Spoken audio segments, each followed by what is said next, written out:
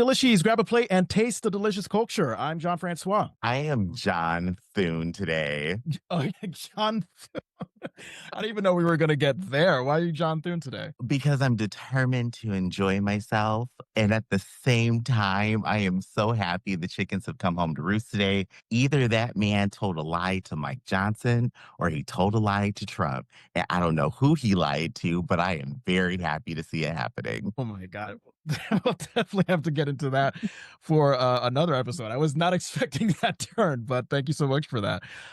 So this is going to be a special episode here. So last month, October, was involved in a theater production of Clue for the Shelburne Players right here in Vermont.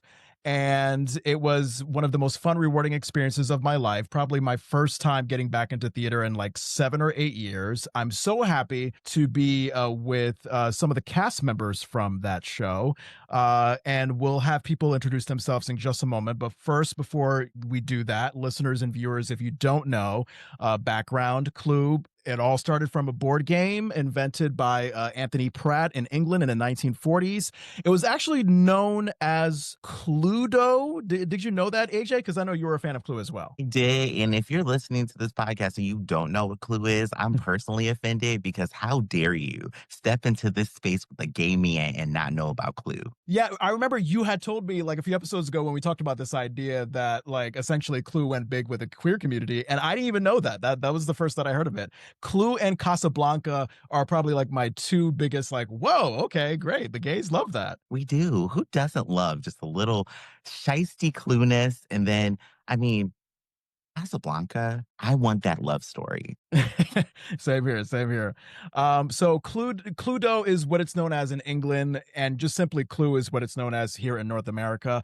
Basically, like you determine who murdered the game's victim, where the crime took place, which weapon was used. Each player is going to assume the role of one of the 6 suspects and attempts to deduce the correct answer by strategically moving around a game board representing the rooms of a mansion and collecting clues about the circumstances of the murder from the other players. We've had multiple different game versions of Clue, books, most notably the 1985 film, a television series, theater adaptations, one of which I performed recently in Vermont with these lovely people who we're about to get to know in just a second. But I would say maybe, AJ, like would you say the most notable adaptation is the 1985 film? Is that like the first thing that comes to mind when you think of Clue? I'm going to say the movie is the first thing that comes to mind for me. The board game is probably going to be second because any kid who grew up in the 90s, they came out with the electronic board game of Clue, which really just threw us all into a tizzy. I never saw that. Oh my God. I had the traditional physical game, and I remember playing it with my brother, and my key memories were always losing the little weapons pieces and just having a bunch of used clue sheets all around the living room. So that clearly made my mom happy. Yeah, mom's happy that I'm out of the house now just based on that statement there. But I can see her being like, yeah, I did it in the living room with the candlestick. Yep. Ironically, I killed my son because he does not know how to clean up after himself with this Clue game. But anywho, yeah, I forgot, like in rewatching the movie today for the first time in maybe, I don't know, 20 years. I forgot how many like well-known heavy hitters are in this movie. I mean, you have Eileen Brennan as Peacock, Tim Curry as Wadsworth, Madeline Kahn as Mrs. White. You have Christopher Lloyd as Professor Plum, Michael McKean as Mr. Green, Martin Mull as Colonel Mustard, and Leslie Ann Warren playing Miss Scarlet. So those people are wonderful, but I'm a little biased because I'm going to say top tier are the wonderful castmates that I had the pleasure of performing with at the Shelburne Players production that we did recently in Vermont. And it would be remiss. No, that's not the word. No. Anyway, I'm sorry, guys. It is what is it? Tuesday, AJ? Yeah, you used the right word. You would be remiss. Yeah, no, that was right. Have a chance Okay. Sometimes Tuesdays gives me like a misconception of words, but yes, I use the right word. So there you go. But starting with Sam, how about everybody just kind of go around and introduce yourself by name, introduce the character you are, and just a brief description of the character you played in the show. Sure. So my name's Sam Hall. I played Mr. Green, who, spoiler warning, later on has a different name as well. God, I've actually forgotten what his other name was. Crap. Does anybody else remember? Larry Goodman, FBI. Larry Goodman. Larry yes. Goodman. Larry Goodman. For a second there, I thought you were saying like different names for Mr. Green in the context of the whole Clue franchise universe. Because in looking into it, like apparently you were a reverend before you became the current Mr. Green I that we saw don't have. that. Yeah, in Mhm. one of the classic versions, he was a reverend. But no, I was referring to Green's alter ego. So Green, as the character goes, he starts to play off as Mr. Green, kind of this like bumbling, clumsy, constantly spilling stuff on himself and everyone around him. Just real kind of buffoon character. His like because everybody had like one piece of evidence that was being held against them. His was kind of two for one, that he was gay, and back in 1920s that was something that could be held against you. Yeah. And also that he voted against, he was like a Republican that voted like against his party.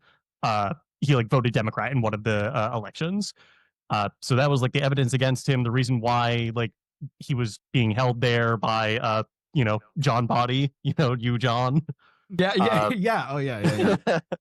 Oh, Uh, and speaking of that, thank you for bringing that up. I forgot to mention that. yeah, you should introduce yourself. And I had it in my notes and I totally forgot about it. No, so Jon Francois, I played Mr. Body. Mr. Body was essentially the wealthy owner of Body Mansion. He is the host who is murdered, one of the key murder victims, and he inspires the guests to discover who murdered him, what room his mansion the crime occurred, and with what weapon. So yes, that's who I played. But Kate, go ahead. Introduce yourself and who you played and what they're about. Sure. So my name is Kate Jarvis, and I was very delighted to play Mrs. Peacock in this production of Clue. I played the game, and in South Africa, I'm South African, and in South Africa, it was also known as Cluedo.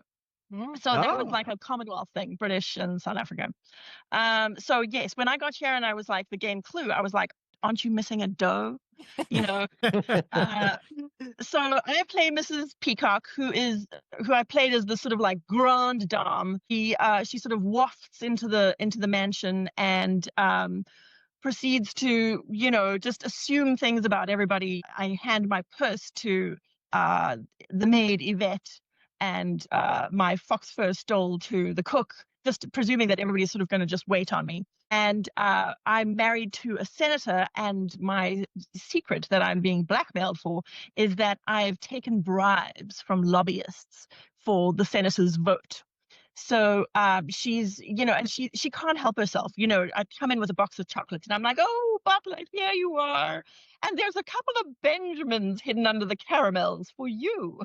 And, she just can't help but like feel she has to like grease the wheels all the time, grease the palm. So it was great fun playing Mrs. Peacock. And in homage, I have my little peacock feather, which was in my hair during the play. And she's also bejeweled, and so yes, I had to do that again. And I like the feather in the head because it reminds me, and maybe we could call it a little ode to the Mrs. Peacock in the film, which had like this crazy feathery hat display going on, and she had the pointy glasses too. I was like, oh, okay, yeah. Well, this is different. Absolutely. Eileen Brennan was a fantastically ditzy Mrs. Peacock in the movie. She was great fun. Love that. Alise. Hi, I'm Alise Serta, and I played Mrs. White in the film. Madeline Kahn played that role, which for me is huge. I'm a huge Madeline Kahn fan. Mrs. White is a mysterious woman who, which is always interesting to me. Even though she's called Mrs. White, she shows up in all black. She is a widow a fifth time, and so she has a touch of white in usually her costuming, but most of the time she's all in black, as befits her station as a multi-widow. Her secret that she's holding is that she's suspected of killing all 5 of her husbands. She rarely is pleased to see anyone. So she's a very prickly character to get to know. She doesn't really ally very closely with anyone. Mostly everyone annoys her. And she does at times find new victims. Oh, I'm sorry, I didn't mean victims. New prospective spouses among the men of the group. My particular character, when I developed her, focused on Wadsworth, though she was roughly rebuffed. But it was super fun to play. And I think with this character, for me, I've been acting for a very long time. She was probably one of the most fun to play. And almost all the reasons why are the people who are on this podcast and are unfortunately missing too. Was this was such an ensemble play. You know, no one was a lead per se. We all sort of made this mix, you know, that was very successful. And so it was a real pleasure. And it will probably be one of the best roles I've ever played. Yeah. And what I loved, like once you dressed in all black, Alise, you just gave that very like pompous, like, ooh, I'm here to murder people and here to like have dry, sarcastic wit. Like you just put on that character the moment that you put on the costume. So I could tell from head to toe that you were having fun. I was very lucky. We had a costumer who kind of let me do my own costume, which I really like to do. I'm a very tall person, so I kind of like to do my own costuming. I tell you, everyone's costuming was just amazing in the show and played into who they were as characters. So thank you for that. That was super fun. I love that. And finally, Ambu, if she's still there. Yeah.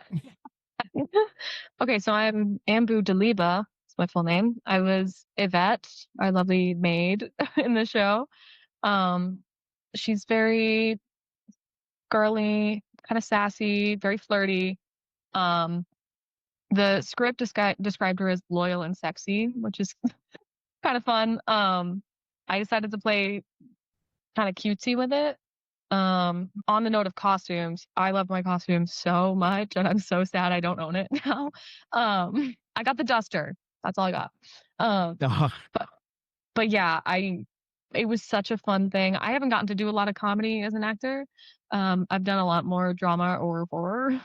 So it was very cool to be able to be funny and like do bits on stage and improvise and come up with stuff. Like that was different for me. Really fun.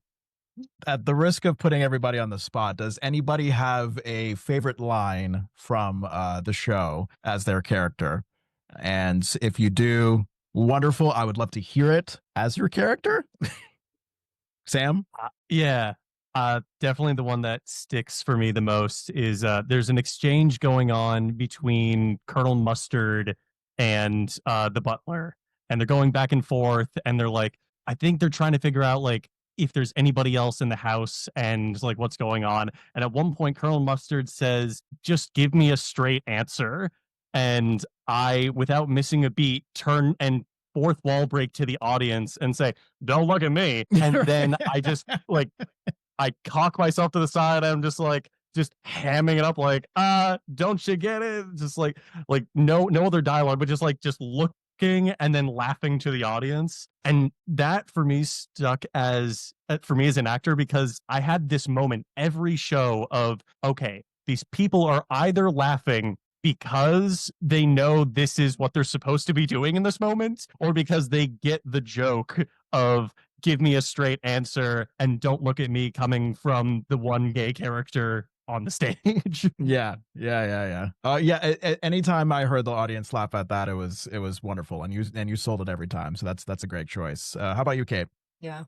So I have she's so self-righteous, Mrs. Peacock, and so we've had our sort of dinner, which I managed to, cough all over Mr. Green, who's sitting next to me, Sam there, and, choke on the soup and then cough on him. And he's a bit of a germaphobe, so, that goes down really well.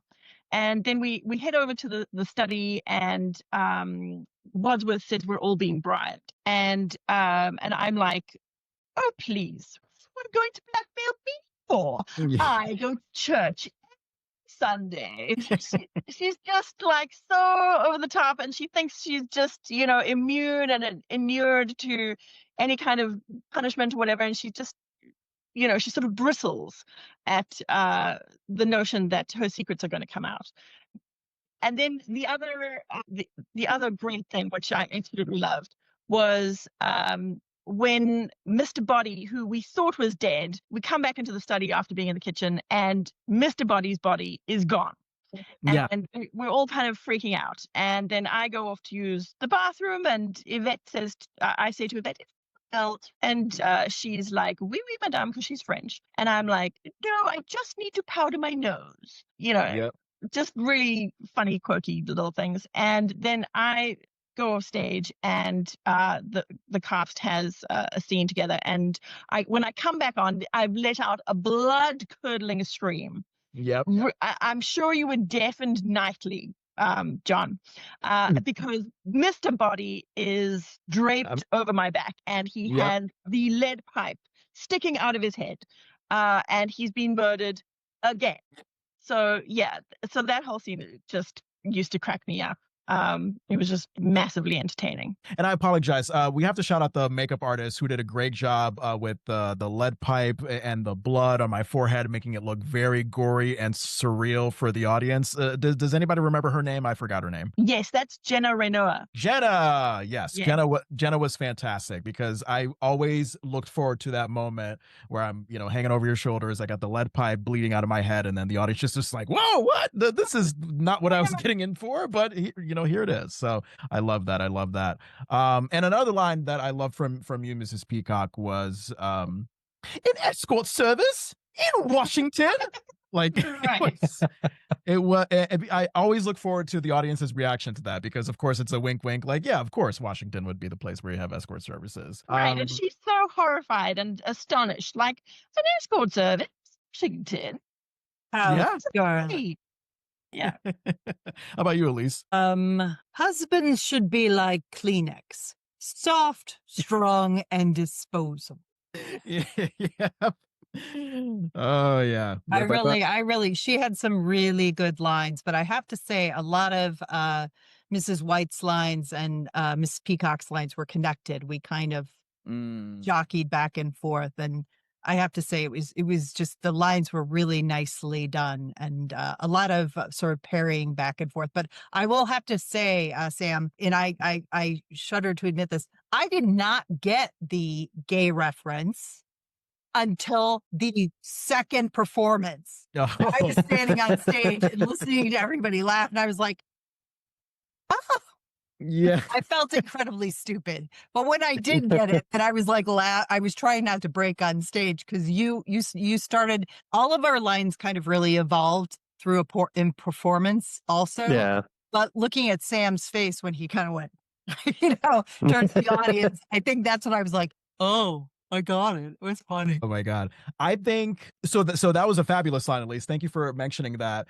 I mean, I gotta say, AJ and we were talking the other day about the flames line. Can you recite that exactly how you did it? Let's see. I'm cheating a little bit, because I have a 55-year-old brain going on here, but it's flames on the side of my face, breathing, heaving breaths. Which one evening I said breasts, apparently, and I've given a note that maybe breasts are not the ones to say, but it's breath.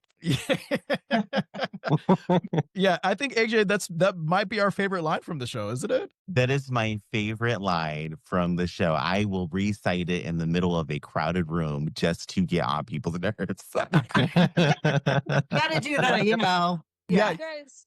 Yeah, you got to roll your head around like that. And I love Madeline Kahn, but I think you did it better. I totally agree. Yeah, because Madeline, I was shocked by how like calmer and quieter it was, and She was very low key in the film, very low key. And again, I mean, I've been with you guys throughout the course of the production, not having seen the movie in 20 years at the time. So like that was the way to say it. And then Madeline Kahn says it when I watched the movie today, and I'm like, oh, okay, well, that's a little bit of a letdown. But yeah, thank you so much for saying that line, Alise, because it was just a delight to hear that backstage every night.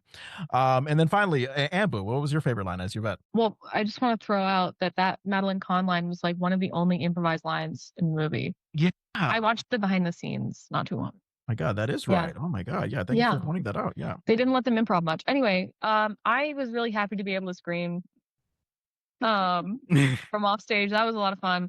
I mentioned I like did horror stuff in the past. I did some like old like 1940s radio play horror podcasts, and for one of those I had to scream, and I could not for the life of me figure out how to do that in a way that sounded authentic. So I had a little bit of practice from that, but it's like something I want to continue to work on, which is such a silly skill. It's such an actor thing to be like, oh, I'm really glad I got to work on my scream. But I did. And it was really fun for me to be able to do that. And then, of course, to steal from Jamie, but it is a great line, is the, of course I'm alive, you idiot. Yeah.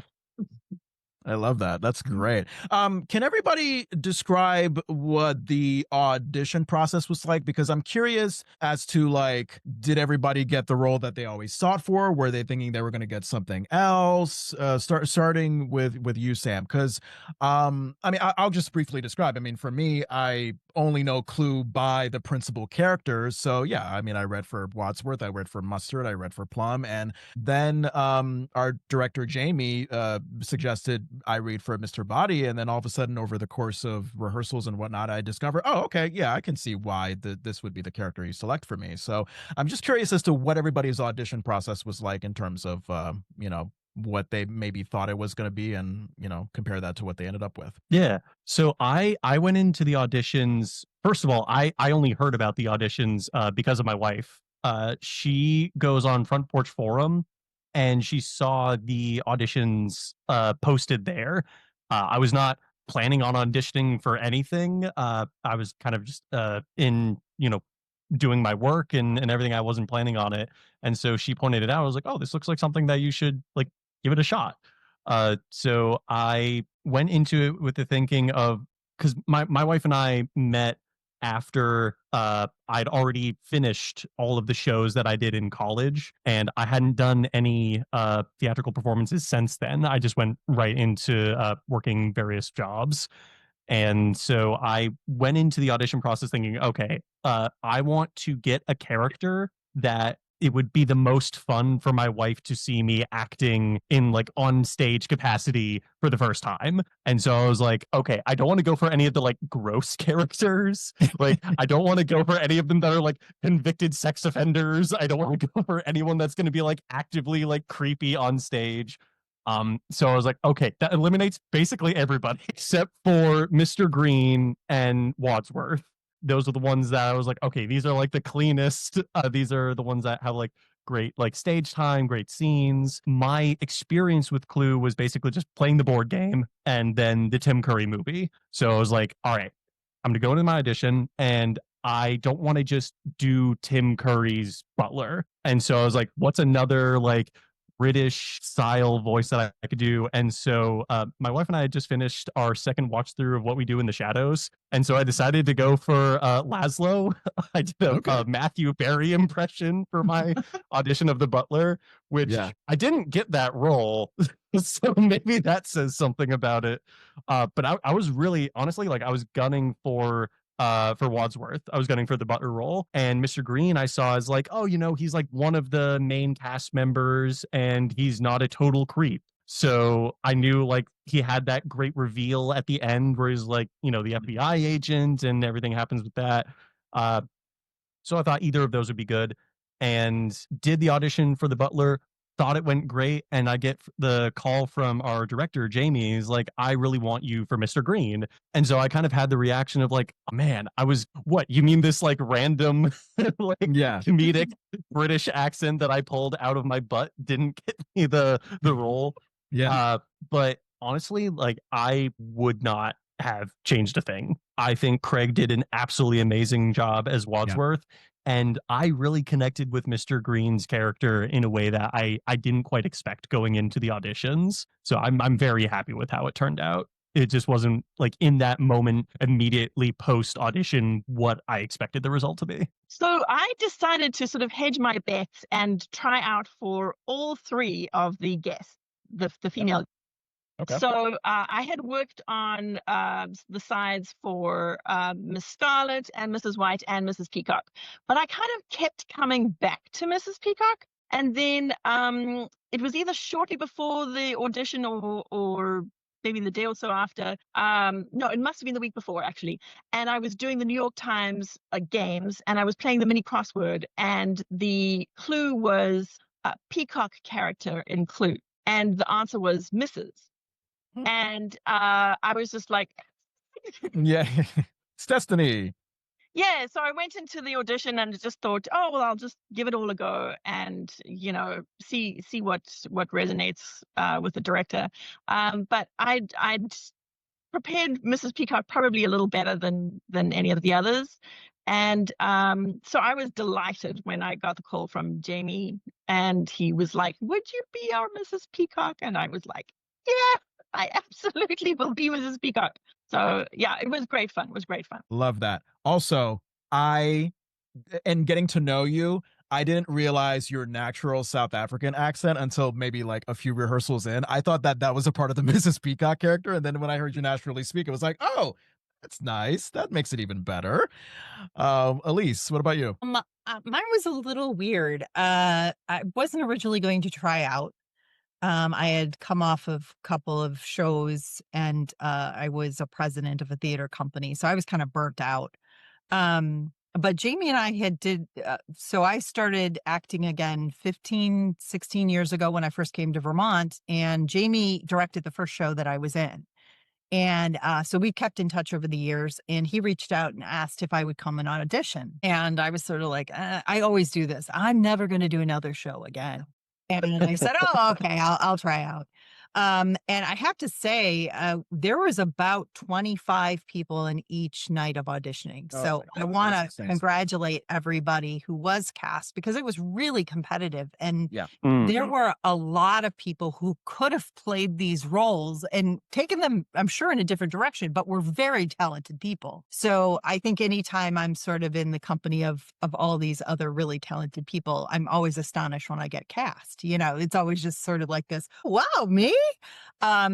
So when I came in, I kind of knew that Mrs. White was what Jamie had in mind for me to audition for. Not that it was a foregone conclusion, but he had sort of like that. But I really gravitated to Mrs. Peacock initially. I mean, that was really the part I was really liked, and I thought was probably the most funny.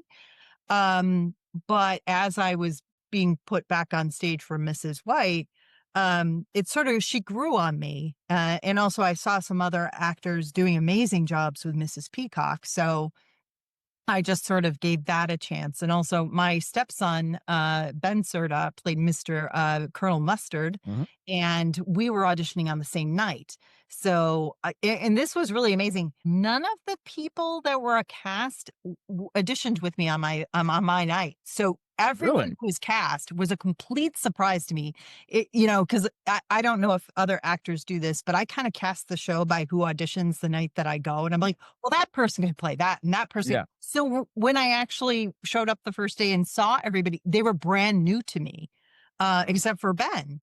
So that was really exciting. But I have to say, I was so impressed with so many people came out. But really, other than Ben, who I have acted with before, there was no one that I had acted with before. And that was awesome, because it kind of, widened my scope of knowing the different actors in Vermont, which I thought was such a privilege. Yeah, I hope this isn't going to be like too long, because it's a bit of a tale. So my friend Jane, who she's worked with Shelburne Players before, so some people know her. She was also at my Halloween party. But anyway, so she put together an escape room thing that she was working on for like 2 years, and she asked me and anybody I wanted to bring to play test it, and it was kind of Clue themed. So the day before we went to do that, I was like, I need to watch the movie and like refresh myself. So I did, and then we did the thing, and I was talking to her about how much I love the play, because I really do. I had read it for a class in college. I was a theater major with a focus in acting, and I had to make like a prop list for it, which is crazy with Clue because there's so many props. And so I was telling her how much I love the play, and I was like, like I would love to direct it. Maybe I should pitch it to Shelburne Players for them to do it. And then literally the next morning, my dad texted me, Shelburne Players is doing auditions for Clue, and I was like, okay. And when I rewatched it, I was like, being an actor, like I always cast myself in stuff when I watch it. I'm always like, who would I want to play? And I picked Yvette at the time. And then the audition thing happened, and I rewatched it again, and I was like, I could maybe like to do Scarlet too. That would be fun. So eventually auditions came, and I actually really wasn't feeling well the first day, so I didn't go. And then I think I was also traveling, and I was like, did not feel really that prepared, and I almost didn't go. And then the second night, I was like, well, I discovered there was a second night, and I was like, okay, fine, I'll do it. And I threw together an audition. I did my best with the sides, and I wrote down on my form that I would be okay with any role because I'm gender nonconforming, like I'll do whatever. And Jamie, halfway through auditions, was like, for those of you who wrote that you'd do any role, like I don't know what to do with you. And he didn't call me up for anything, and I was like, okay. Actually, he called me up for the cook once, and then that was it. And then at some point, he was like, was there anything anybody wanted to read that they didn't? And I was like, yeah, can I do Yvette, please? Because I didn't write it. I wish I had. And then I edited it after the auditions to be like, this is the role I'm interested in the most. And I thought he got no impression of me. And I was like, and there were so many people, like you said, Alise. So I was like, okay, I came in kind of cocky about it. But then at that point, I was like, I don't think I'm going to get it because I didn't feel like he noticed me at all. But I eventually, I got a call, and he was like, can you come to callbacks for Yvette? And I was like, really? And then I did callbacks, and I got the call, and I got it. And it was really, really cool. I did not think I was going to get cast in it after auditions. It was very exciting. And it was the role that I wanted. And it's the type of role that I would like always want. She's so fun. And I don't know. I like being a little ingenue kind of gal. That's wonderful. Has anybody had a chance to watch the 1985 movie since we finished the production? I mean, oddly enough, it's celebrating its 40th anniversary this year. And I mean, right away, of course, I noticed the difference. I'm just thinking of this one scene where Tim Curry as Wadsworth, freaks out, is sort of in a shouting match with one of the guests, and then I think what appears to be a candlestick on the ceiling just hits him in the head, and he just falls to the ground. So that kind of klutzy physical comedy was interesting. Colonel Mustard being in sort of a formal traditional dinner suit as opposed to Ben being in the actual colonel's suit in the play. Like we mentioned, Mrs. White in the movie having a much more calmer delivery on the flame, flame, flames line. So anybody had a chance to watch the movie and sort of like compare it to what we did in the production, and if that really like radically changed your perception of the movie based on what we did, Sam? Yeah. I think I haven't watched it since we did the play, but I watched it with my wife, I think like a week after everybody was cast. So like as soon as we all knew like it was locked in, I was like, all right, do we want to like watch it now and like spoil it basically? Like, because we'd both seen it before, but we hadn't like rewatched it. I think the part that was the most different on our performance versus the on-screen performance was that final scene where we're wrapping up and we're doing all of this person did it. No, this person did it. No, this person did it.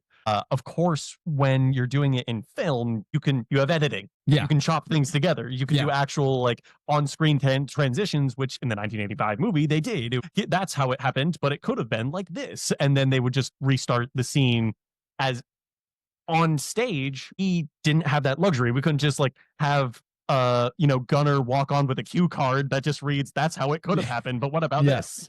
Yeah. So we had the infamous doors that caused so many problems during Tech Week. And I think the final iteration that we worked with was great. The scene design team did an amazing job of paring things down to make it manageable for the stage, but that was probably the biggest difference between like the on stage versus the on screen. Is on screen they probably didn't think twice about that because they just edited it to do what they wanted, where we had to make a physical transformation happen on stage. Weren't you guys like physically spinning around, and there was like a sort of a record scratching sound effect that was happening? I kept on listening to that backstage when we were going through. that was the rewind. So we were sort of like rewinding to because each character who was accused was like, but that's not how it happened. And we would rewind, back to have that character accuse somebody else. But the script was so different in the movie. I actually watched it again today, and I watched it before the auditions as well. So I knew what was happening, but I couldn't believe how different the script was. I mean, Jonathan Lynn, who, wrote, the play is based on the screenplay by him.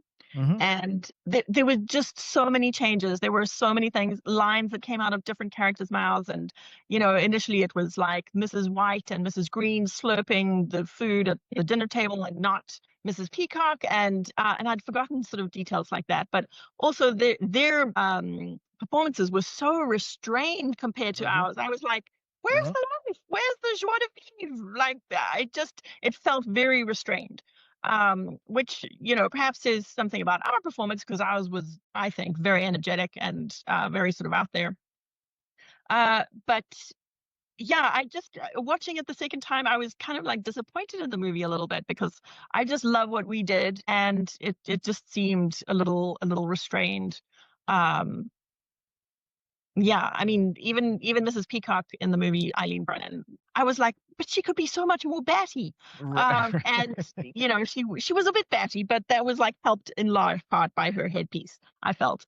So yeah, it was good, but it really felt like we made the production our own. We made the show our own. I'm gonna be a little controversial here. So I haven't watched it since the show. I didn't like the movie. I really didn't like it. And I have to say, I love Tim Curry. Oh my God. Tim Curry is amazing. Madeline Kahn, Blazing Saddles. I mean, that is like one of the epitomes of being a comedic actor. I would love to be her in Blazing Saddles. So I was all geared up to watch Clue and be really blown away. I found it boring. I found the people who really were so talented and so huge comedians were just nerfed. They just were nerfed. And so when I came out of it, I was actually like, do I really want to try out for the play? Because if this is how it's supposed to be. So it was really disappointing for me. And so when we actually did get into the show and I got to read the whole show, and even then I was being a little like, I don't know how this is going to get pulled. This could be stupid. This could be, just corny. But it really transformed from everyone's performance to Jamie's direction. But I wanted to give a fun fact that I'm not sure everybody knows, that we had a crew member whose aunt was Madeline Kahn.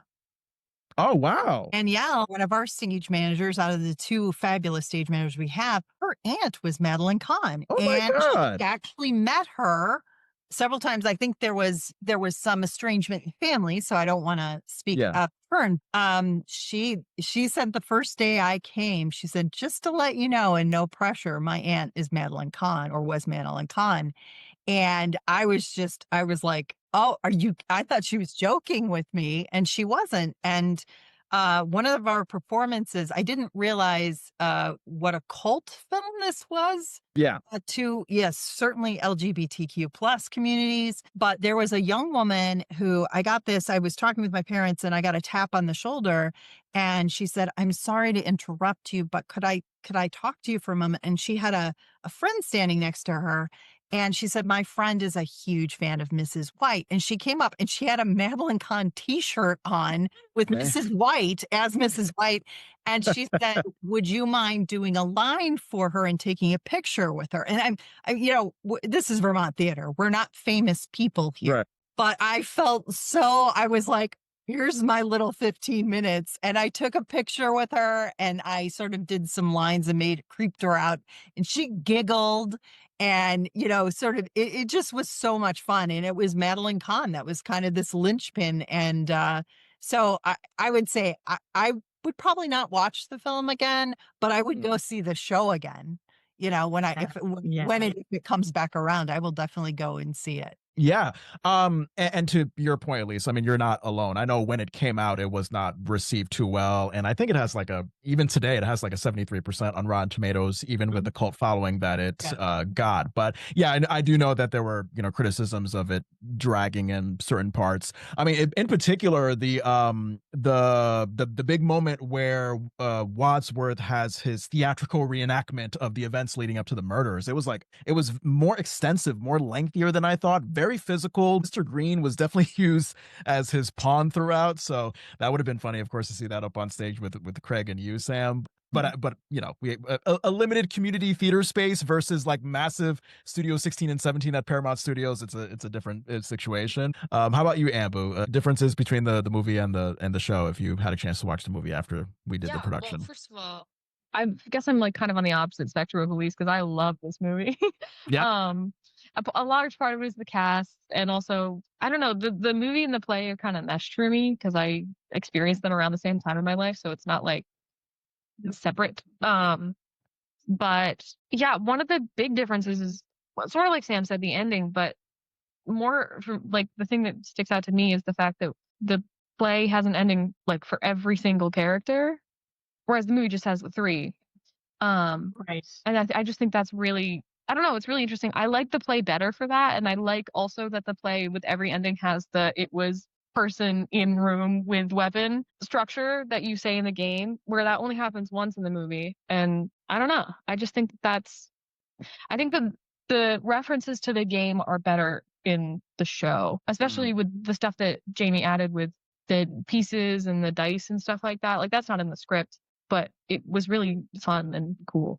Yeah. What did you guys, you know, speaking of the endings, as it pertains to the movie, I know when it was originally released, like literally each movie theater had a different ending, as if that was like the actual ending. So for example, like one movie theater had Scarlet being the ultimate guilty one. Another movie theater had Peacock being the ultimate guilty one, and then another movie theater had Wadsworth being the ultimate guilty one.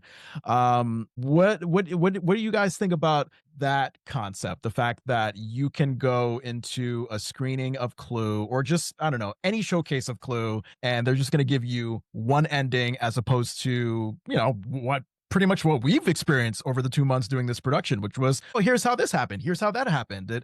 You know, what do you think about that? I love that idea. It sounds really, I mean, I've been on a Facebook group of theater companies who are doing Clue, and they kind of go and ask each other on, you know, how did you do this? And how did you do this?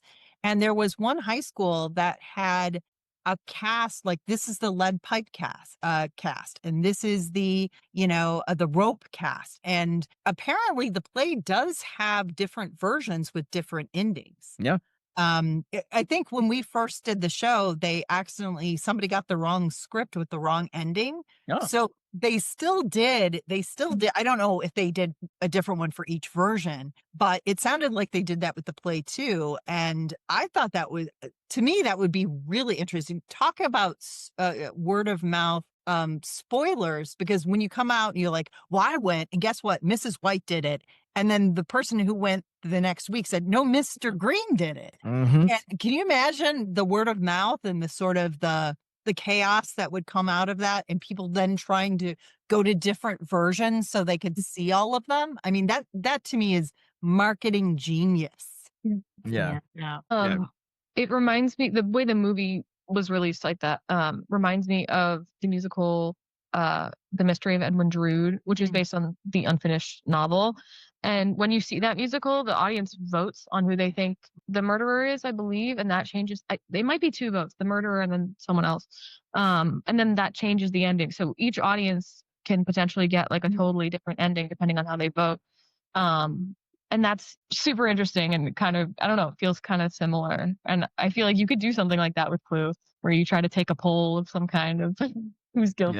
Yeah. That Okay, I think, yeah. So like what Amber was saying about like the kind of like as a choose your own adventure style, I would like that over the random chance ending, because like I mean, you can tell by my headset, I'm a bit of a gamer. And if I went to a play like that and I got one ending and then found out there were multiple endings, I would be like, are you kidding me? I have to sit through this same play 5 more times just to see all the endings. Yeah. So there's certainly like, you know, if it was like a 30-minute television episode, that's one thing, but like a full-length play just to see different endings is certainly that's a lot of commitment to ask from folks. Creatively though, it's incredibly unique and absolutely inspired to do something like that. Yeah. Love that, Kate. Yeah. No, I was just thinking that Yeah, I just like the way that we did it. I just think it was just a lot more vibrant. I mean, having been in it, I think like we worked really well as an ensemble, and um, yeah, I mean, I'm sure those actors in the movie got on fine. Well, you can sort of imagine that they did. But I really felt like we blended together as a cast really well, and so that down to tech week when we were dealing with set issues and leading into the performances, I think we really had each other's backs, and that really helped sort of meld the whole thing together for me. And Yeah, I loved it. It was amazing. Love that. How about you, AJ? Multiple endings, or you liked going in with just one ending and then being angry when you found out that someone else saw a different ending? No, I personally would have loved that. I would literally get in a time machine to go back to just watch it over and over and over again myself. But to be with a group of people and be like, oh my God, you saw this, I saw this. When I tell you, I would be so happy. I would give up my life savings for it. One of the things that I was wondering, once you guys got your role, once you were assigned your specific role, did you find yourself throughout your daily life and every day embodying that person just out in the world? No. I would actually say it's the opposite.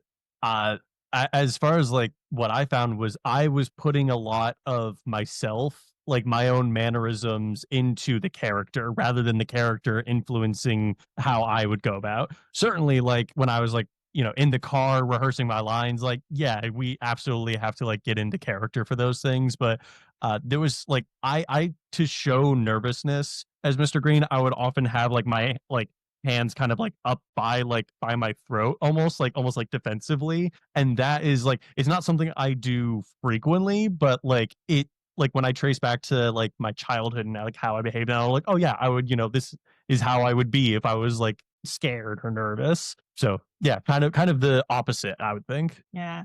And I channeled some ladies that I knew, including like my after school drama teacher and a couple of teachers at school. And I just thought I have permission to be so completely over the top. So I had found a fox fur stole, and I used to walk around the house with it and, saying lines and stuff. And my twin girls would just like roll their eyes like, oh God, here she goes again. Uh, and it was great fun. It was great fun, and especially getting to be somebody who's, well, I think quite different from me. Just being able to really push the boundary of she's very over the top, and that was great fun. That was great fun. Yeah, my husband was very nervous for a period of time. But it's funny. Fittingly enough. Said, don't push me. Kayla played Mrs. Scarlet. It's funny. She used to tease me. She'd like, "You are exactly Mrs. White, and I am exactly Miss Scarlet." And the thing for me is that I tend to be in real life very sarcastic and sort of reserved in some ways, and I like to play with words a lot. So she was very easy for me to play. So yes, do I think I'm a bloodthirsty murderess? Probably not. I have moments, especially in this current administration. But I would say that, for me, she just came very naturally. But I would say, I've played a lot of characters like her as I've gotten like Mrs. Medlock from The Secret Garden. So I tend to play women who are very strong, a little bit creepy, but very, very also very funny and like to play with words. So she was just a joy to play. Also, I think, I let my hair go gray a couple of years ago, and Jamie had mentioned to me at one point, he was like, that shock of white hair that I have like right in the front was just so perfect for her. Speaking of non-black, my hair's white. So, she was just so much fun. And I still occasionally do break out in a line, from Mrs. White. So, I think I'm really different from that, but I also feel like me playing her kind of influenced how this cast sees me, because you guys saw me as her like most of the time. So it's like, I feel like everybody sees me as like kind of cutesy like her, when I don't know if I'm really that like that. You guys have just seen that from me so much. But she did come really naturally for me. The main way that she like shows up in my life though is sometimes I'll just slip into the silly little French accent that I did because I got so in the habit of doing it. So now it's That's a natural. Yeah, it was terrific. Thank you. It helps that I speak it a little. I love Yeah, that. no, it sounded very natural. I love that.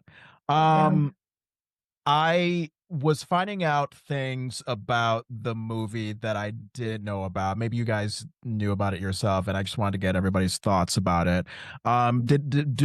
So we saw the three endings in the movie, but there was a proposed fourth ending that just never passed through, and I could understand why, because it does seem kind of morbid the way it goes.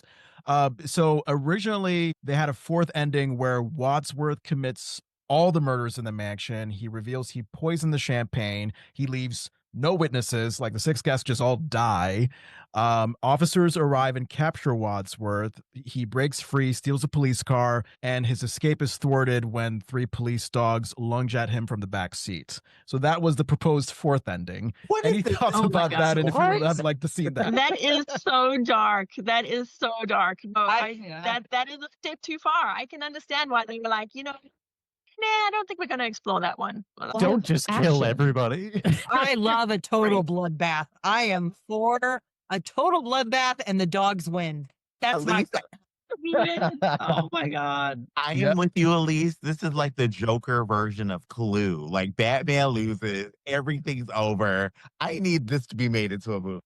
I do like in that scenario, we get the Chekhov's gun payoff of the dogs barking in the start of the play that has zero influence on the rest of it. Yeah. Right. They're just having them finally show up at the end to do Wadsworth in. Yeah. Yeah, that was great. Yeah, and I remember that from watching the movie as well. The dogs are barking. Wadsworth feeds them the meats. Wadsworth wipes off his shoe because I guess he stepped on dog poo. On his way to the mansion. Apparently, Carrie Fisher was originally cast as Miss Scarlet. Wow, really? Yeah, I did not hear that. Yeah, I can't see. I don't know. I can't say. I mean, Leslie Ann Warren. I mean. So, she plays a very specific type, and I've never seen her break out of that character that she's been in. I mean, I would have Carrie Fisher just in stature is shorter.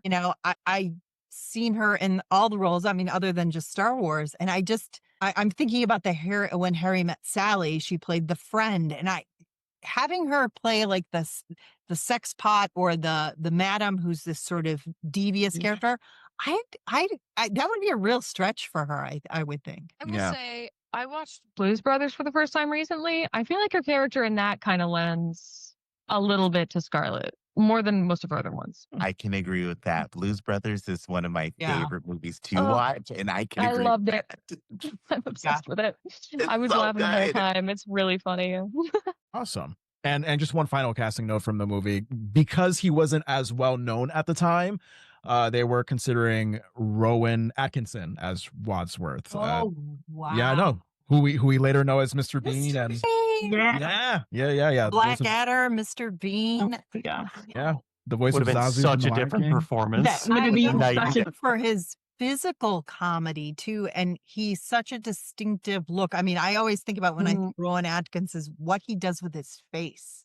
Yeah. I mean, his face like is plastic. silly putty, And I wonder if he would have stolen a lot of the focus, because Tim Curry plays pretty, even Rocky Horror and all the things. Mm-hmm. He's very emotive in his face, but it's not a caricature. Like he is very much a very trained actor. And Rowan Atkinson, I always think of him as very physical comedy. And yeah, you're right, Sam. That would be a much different show, I think, if they had cast him. I just can't picture Mr. Bean killing anybody. Nope. Can't do it. It's just not going to happen. Wow. Well, you guys were wonderful for coming and reliving this wonderful experience that we had last night. Pleasure. Thank you so much. This was so much fun. Thank you so much for doing this. Yeah. AJ, any last questions and comments from the cast? You guys are just amazing. Every single one of y'all. I wish I could have seen the show. Is there a recording I can get? Is there a way I can watch it myself? No. We didn't pay for the rights to it. So. Yes.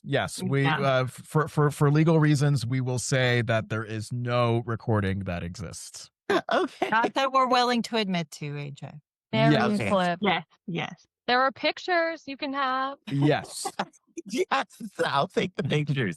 I'm just excited, and I can tell just by talking to you all, it's been an experience of connecting between all of you. So thank you for letting me share in that. Well, thank you for your enthusiasm. I mean, it's why we do it. It's the audiences that really make it worth it. And I tell you, every time we had a really, really good audience, and there wasn't any audience that I would say wasn't good, but the ones that really participated and like the enthusiasm that you kind of show, when that came through in the audience, I think all our performances got even better because it just absolutely it just lifted.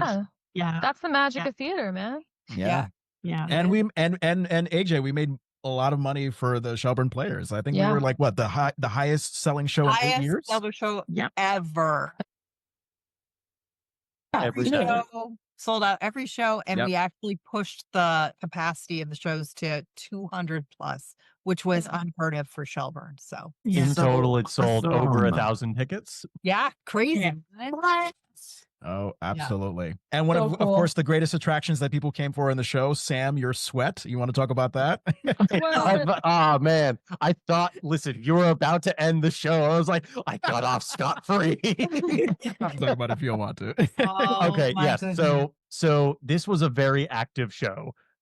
It was very hot in that theater. There was it wasn't like there was no air conditioning. There was no air movement at all. Like there was no ventilation. It was just hot in that and yeah, by the end of the show with no intermission, again, there's no break, going all the way through, by the end of it, you could visibly see that I had sweat through my undershirt, my button up, and my suit. And the pants. And the pants, the front of his pants just like looked, it was a very unfortunate color choice for Sam because there were like sweat stains down the front of the pants. Yeah. I don't know. From my knees. It was bad. It was bad. My knees and my arms just soaked. Yeah. Every actor on stage that had to touch him or be touched by him just was like, oh, let it happen early in the show. I will say, Gunnar requested that we re-block a scene where I had to put my arm around him because at one point we did that and he was like, dude, what happened? I'm drenched. Yeah. Sorry. I'll say this. I have to give this compliment though, because we gave Sam a lot of hell about that.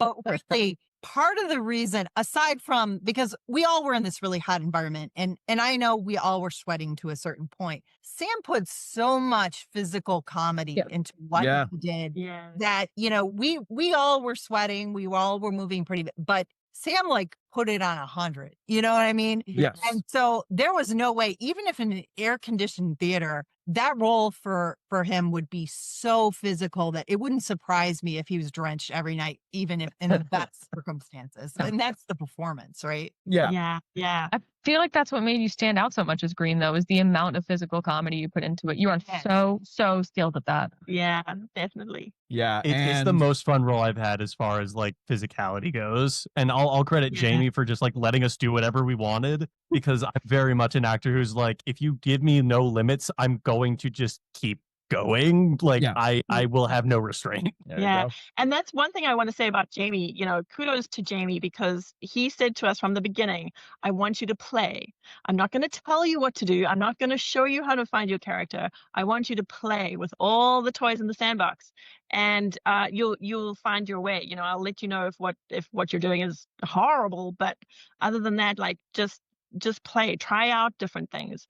And for some of us who maybe used to more direction, it was like, what, really, we can do this? But it was so liberating. And so we played with all the toys in the sandbox and came out with some amazing characters, I think. I think it gave us it was such a fun experience and gave us an amazing final product. It was so fun just as a process. And I just want to throw out, because you have the actors on, but this production couldn't have happened without a crew and a board. Yes. Oh my I tell you, I've been in other productions where the actors are building the set. They're, doing all their own makeup and they're all in hair and stuff. And this was such a luxury with Shelburne Players that we had two amazing, stage managers. We had a really solid director, but we had board members that were showing up and helping us. I was injured during the show, and in other productions I've been in, they're like, we don't care, show up or we'll recast you. And the cast, the crew, people were like, recover. You need to recover. And my doctor at a certain point said, you shouldn't do the show. And I said, no, I'm going to continue to do the show. And it's, to tell you the truth, the only reason I was able to do it was because the cast, the crew, and Shelburne Players were so supportive of making sure that I was in this show.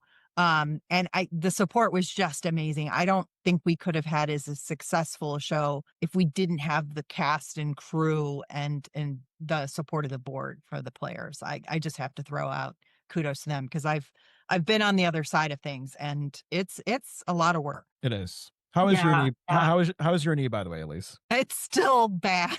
Oh, no.